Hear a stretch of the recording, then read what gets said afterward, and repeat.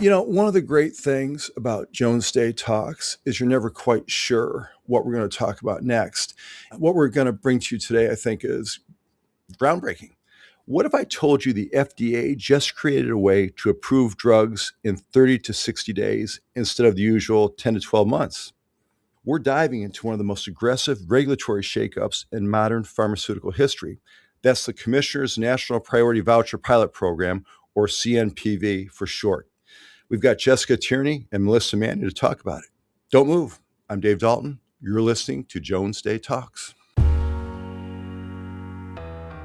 Jessica Tierney has more than 10 years of experience working with the U.S. Food and Drug Administration, or FDA, regulations and enforcement activities. As a former lawyer with the FDA, Jessica brings valuable perspective to clients seeking advice in matters before the agency across all product sectors. And Melissa Mannion is a regulatory lawyer and pharmacist with more than a decade of governmental experience advancing public health through compliance, enforcement, and policy development and implementation. Prior to joining Jones Day, Melissa served with the Center for Drug Evaluation and Research, CDER, at the Food and Drug Administration. Jessica, Melissa, thanks so much for being here today. Hey, let's get right into this. People talk about CNPV. We've heard this term thrown around in industry circles, in legal circles, in regulatory circles. But for people who maybe don't know exactly what it is and what it means, can you give us a quick introduction to what this is all about? Sure. Thanks, Dave. CNPV is essentially FDA's new fast pass for drugs and biologics that align with certain national health priorities. If you qualify, you get a voucher that puts you in an ultra compressed review lane. We're talking 30 to 60 days from final submission to a decision. It was originally announced as a 1-year pilot, capped at 5 vouchers. But here's the thing, FDA has already granted 18 vouchers and they're still accepting applications. So clearly these vouchers are in demand. So they were talking about 5. It's already at 18. Now, I'm not great at math, but that's 300+% of what they were thinking, right? Exactly. I guess that says something right there. A popular program. In a long time coming, or a long time wanted, I would guess. Melissa, turning over to you. Why now? I know timing can be everything in Washington and the political climate changes and things, but why was it a good time right now for this pilot program? Yeah, Dave, you have to look at the broader political context. The Trump administration's America First agenda is really reshaping the pharmaceutical landscape, from everything from pricing, manufacturing, regulation, all of it. In May of last year, the president signed an executive order directing FDA and EPA to reduce regulatory barriers to domestic drug manufacturing, framing it as a national security issue. He also signed a second order focused on lowering prescription drug prices. And then a month later, Commissioner Marty Makary rolled out CNPV, essentially baking those priorities right into the program's DNA. So I'll be careful how I say this, but there's a little bit of a political tone to this besides just science and medicine, right? Yes, absolutely. And that's actually a big part of what makes CNPV different from anything FDA has done before. Well, let's get on that. Great segue, by the way, Melissa. I'm going to ask Jessica, walk us through this. What does FDA look for in terms of granting these waivers? What makes it a priority? What makes a company qualify? Sure. So there are 5 pillars. First, addressing a U.S. public health crisis, think obesity or universal flu vaccine. Second, delivering innovative cures. But we're talking transformative impact here, well beyond what would typically qualify for breakthrough therapy designation. Third, addressing large unmet medical needs like rare diseases or chronic diseases, which we hear a lot about lately. Fourth, and this is the America First piece, onshoring drug development and manufacturing to strengthen U.S. supply chain. And fifth, increasing affordability, whether that's lowering prices directly or reducing downstream healthcare costs. So it just isn't about focusing on a particular disease or condition or an ailment. There's a bigger picture here. Exactly. Traditional expedited pathways focus mostly entirely on clinical factors, serious disease, unmet need, patient benefit. CNPV expands the lens to include economic and political considerations. That's why a domestic manufacturer of an antibiotic in shortage can qualify right alongside a gene therapy breakthrough. I'm going to go back to Melissa for a second. Doing a little homework for this, and you were kind enough to send some notes over. In this country, we've had expedited approval for years. Fast track, breakthrough therapy, accelerated approval, etc. How is this program different fundamentally, in your opinion? There's actually three big ways that it is different than FDA's existing pathways. First is starting off with the legal foundation for the program. All those existing pathways were created by Congress. The existing ones were created by Congress or codified in regulation. CNPV, Commissioner McCary created that one unilaterally, citing FDA's general authority under the FDNC Act and the Public Health Services Act. And that's unprecedented. That's unprecedented. So the FDA commissioner granted the agency new powers? That's one way to look at it. I'd say a second difference is also the selection criteria. Traditional pathways are disease focused. You need a serious or life threatening condition with an unmet medical need. Whereas for CNPV, it's framed around national priorities. You could qualify based on where you're manufacturing your product and not just what you're treating. And you mentioned a third difference, but before we get on to that, this is interesting to me. So you're talking about science meeting public policy. Mm-hmm. It seems like that always should have been kind of the way this should go, but this is different. This is unprecedented, right, Melissa? Yes, this is something that the agency has not done in years past. FDA historically has remained within the legal authority granted to it under the FDNC Act and the Public Health Services Act, in that programs were based off of its authority to approve the drug products on the basis of safety, effectiveness, clinical benefit for treating those indications that those applications are seeking approval for. And this is the first time where the agency is going beyond those parameters and taking into explicit account the administration's more, I'd say, political priorities for the country that are not considered traditionally within FDA's jurisdiction. Is this controversial, or could it be? It seems like you've got lots of applications, more coming.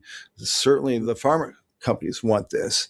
Is there any other pushback you know of? We'll talk about risks in a minute, but is this potentially a problem for someone? I think so. The media and policymakers on the Hill and elsewhere have been voicing concerns about the legality of this program, and so have, former leaders at the agency who have since left. And so there is definitely concern surrounding how the agency plans to execute this pilot program. Okay, and Melissa, you talked about a third difference from previous circumstances.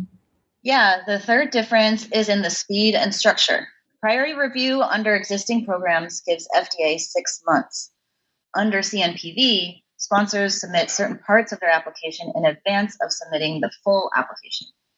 Then, once the full application has been filed with FDA, a multidisciplinary committee reviews everything and makes a decision within 30 to 60 days. We've never seen anything like that kind of velocity. It's fast. Even in 2026, that's accelerated, I would say. All right, so let's get into practical territory, Melissa. If a company wants to pursue this program, what does that process actually look like?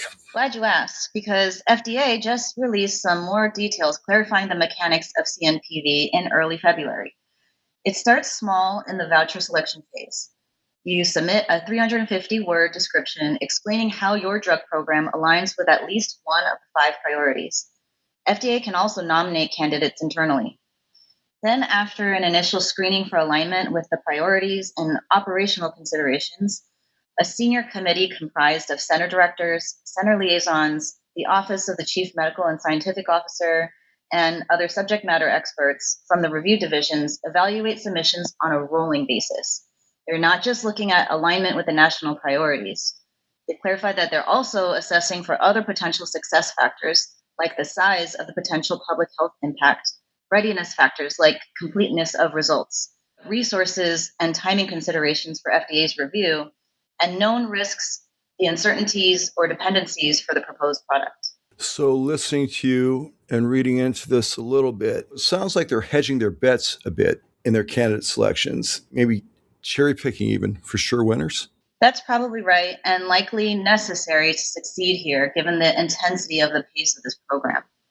If you're selected, you get notified by email and have 2 years to apply the voucher to a drug or biologic at any stage of development. Once you're ready to cash in your voucher, CNPV's rolling review begins with the pre-submission phase, in which sponsors are encouraged to meet with the review divisions to coordinate a mutually agreed upon timeline and address any CMC or inspection issues in advance to prevent delays during review. At least 60 days before your complete application, or 120 days before inspection is needed, you're required to submit CMC data, draft proposed labeling, a list of your manufacturing facilities and study sites, and be ready for ongoing rapid communication with FDA. It's also recommended to submit all the data you have related to the application, especially for your pivotal trials. Then, once your full application has been filed, the review team has 30 to 60 days to review the application, make their recommendations to the CNPV Review Council, consider the council's recommendations, and then separately the center director's recommendations, and make an approval decision. Speaking of applications, let's talk about that, how that actually would work, how it should look. Jessica, if you were advising a client on putting an application for this together, what does a winning submission look like? What should companies be thinking about? Yeah, great question, Dave. Companies should start with a compelling, concise narrative. You have a 350 words to make your case, so make those words count. Show clear alignment with the priorities. And the applications that seem to be succeeding are ones that check multiple boxes. Maybe it's a treatment for a chronic condition affecting millions of Americans, and you're manufacturing domestically, and you're committed to competitive pricing. That trifecta is powerful. 350 words. 350 words. Just doesn't seem like a lot to me, but maybe it is. I don't know. But yeah. So any specific examples you can think of what's worked? Sure. So looking at the vouchers granted so far, we're seeing approvals for lowering prices on strategic products like fertility treatments, weight loss drugs, building domestic capacity for essential generics like ketamine and Augmentin XR, advancing high impact treatments for cancer, diabetes, obesity, and infectious disease, and also accelerating some showcase gene therapies and rare disease treatments. It's a real mix. For sure, for sure. This timeline is so aggressive. Can companies actually pull this off operationally? Can they move this fast normally, Jessica? Well, this is where the rubber meets the road. You can't just get a voucher and celebrate. You need to be commercially ready on a timeline that would normally be unthinkable. Market access, pricing strategy, post-approval readiness, all of that has to happen in parallel with development, not after. Heavy lift, isn't it, for a lot of companies? I mean, even huge companies. That's a lot to roll out in a short period of time. It's a lot. Melissa, I've got a note here about early labeling submission. That seems unusual. Again, that's a different part of this program. Tell us what that's about. Yeah, it is unusual to submit your labeling before you're ready to submit your full application. Normally, labeling is one of the last steps, and it is time consuming. Under CNPV, you're submitting draft labeling before your final clinical data is even complete, right? Your clinical trial is still ongoing. The idea is to give FDA a head start on their review, but it means your regulatory, biostatistics, and your medical writing teams need to be perfectly synchronized with pre-aligned decision-making authority to handle any of the inquiries that may come from FDA in a very quick manner. And any bottleneck that you run into, you'll end up missing the window. Big picture, when we're talking about this program, let's talk about downside and potential risks. Melissa, what do you see in terms of risk factors here? I'd say there are several. First, there's less of an administrative record supporting these approvals. With the compressed review times, you may not get the robust, more thorough documentation FDA traditionally produces with drug approvals. Risks that would normally get caught during review could migrate downstream into your supply chain, in the labeling, or in post-market surveillance. How does a client mitigate that risk? That sounds serious. What do you do to make sure that's under control? Yeah, I think you really have to prepare post-approval study proposals in advance, invest heavily in CMC quality and supply chain resilience before you file your application. and use digital tools and inspection readiness systems to identify and close any gaps proactively. Jessica, would you add anything to that? Yeah, and we can't forget about payers in this big picture. Insurers have historically been skeptical of accelerated approvals. They worry about insufficient safety and efficacy data. Companies might see delays in coverage while payers do their own assessment. You need clinical trials that aren't just good enough for FDA, but compelling enough for commercial payers too. Let's think long term about the implications here. Jessica, is this a legitimate game changer for the industry and for regulatory authorities? I mean, is this huge, or is this a short term, I don't like cliches, but flash in the pan, or is this going to be big? Honestly, it's too early to say definitively. This is a 1-year pilot with a lot of unresolved questions. Policymakers and experts have raised concerns about legal authority, operational capacity, scientific rigor, and basic governance. FDA hasn't clarified how it plans to execute long term. And so far, the only actual approval under CNPV was for an already approved drug, Augmentin XR, presumably for a new domestic manufacturing site. 2 other applications have actually been delayed for safety concerns. So it was sort of a reapproval of something that had been approved. We haven't seen a truly new drug approved under this program. That's correct, not yet. And there's potential litigation risk. CNPV pools resources from user fee obligated work to concentrate on these applications. If that creates delays elsewhere, we could see legal challenges. There's also a perception issue because selection criteria are linked to political priorities here. If the program appears to be politically skewed, even if the science is sound, it risks eroding public trust in FDA's impartiality. So that's a real concern. For sure. But other side of that coin, what if this works? What if it's great? What if it was the right idea? Jessica? If FDA figures this out and CNPV succeeds, the ultra-fast review lane is likely to drive significant and additional drug development. And because CNPV vouchers can only be transferred through changes in ownership, you'd see substantial M&A activity as companies try to acquire voucher holders. That's interesting. I hadn't even thought about the transactional part of this. So that's always a different layer, especially in that industry, which is big and moving and always evolving. Hey, this has been great. You two are terrific. Thank you. This was, I think, our first program with you two, and I hope we do more. But let's wrap it up with this. We covered a lot here. Is there anything else a would-be listener of this podcast should know or take away about the pilot program right now as we speak? Melissa, you first. Sure. FDA is clearly prioritizing these applications and pulling the resources to hit that 30 to 60-day window. But here's the reality. FDA's Center for Drug Evaluation and Research lost over 1,000 full-time employees just in 2025, whether it's due to reductions in force, the retirements, buyouts, and other voluntary departures. A lot of those were veteran reviewers with decades of institutional knowledge, the exact people you'd want on such a review committee.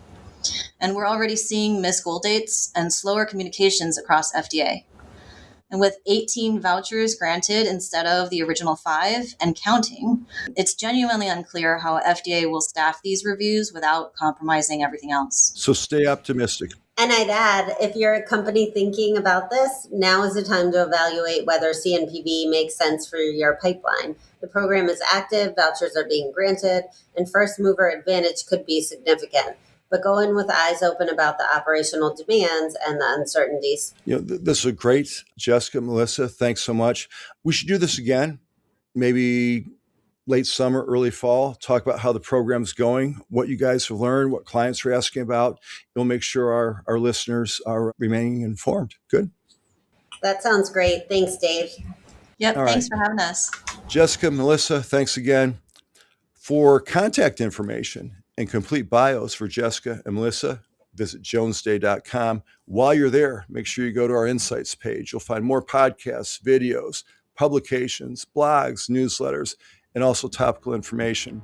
Subscribe to Jones Day Talks wherever you find your quality podcasts. Also, we thank you for your time, and thanks for listening. I'm Dave Dalton. We'll talk to you next time. Thank you for listening to Jones Day Talks.